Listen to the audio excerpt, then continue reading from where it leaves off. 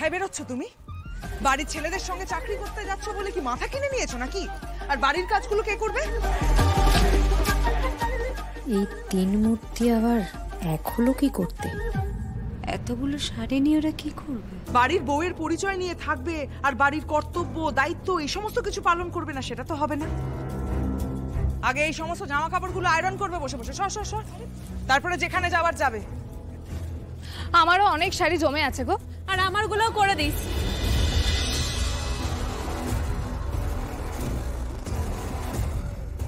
এতগুলো শাড়ি এখন পারুল আয়রন করবে?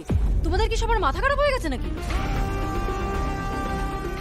আজ প্রথম দিন মেয়েটা চাকরি করতে যাবে, কাজগুলো ওকে দিলে কেন?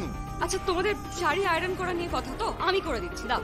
একদম না, ও এই বাড়ির বউ হয়ে বসে থাকবে অধিকার ফলিয়ে, আর কোনো রকমের কোনো কর্তব্য পালন করবে না, সেটা তো হতে পারে না। ওই আয়রন করবে। অযথা অশান্তি বাড়িও না মৌসুমী।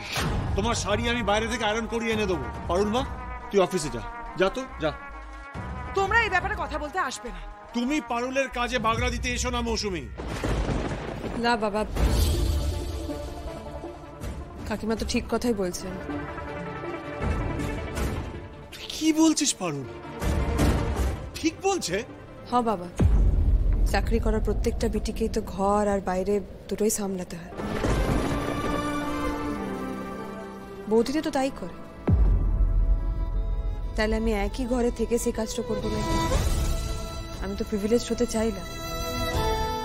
বাকি আর 5টা বিটিকে যে পথ দিয়ে এগোতে হয়, আমিও সেই পথ দিয়ে এগোবো। আপনারা আমার পাশে রয়েছেন বলে সেই অ্যাডভান্টেজটা নিয়ে আমি কোনো শর্টকাটে কোনো সহজ রাস্তা দিতে চাই না। আমিও প্রুফ করে দিতে চাই যে আমিও ওই বিটি যে ঘরে আর বাইরে দুটো সমান তালে সামলাইতে পারে।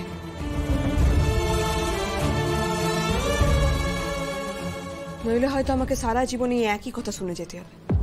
তাই দয়া করে আমাকে আটকাবেন না প্লিজ। মেয়েটা নিজের নীতির জায়গায় ঠিক থাকতে চায় বলেই ওকে পারে পারে প্রবলেমে ফেলা বৌদিদের পক্ষে এত সোজা হয়ে গেছে। আর কাকিমা চিন্তা করবেন না, আমার এই অফিসের লিগে আপনার এই ঘরের কাছে কোনো বাধা পড়বে না।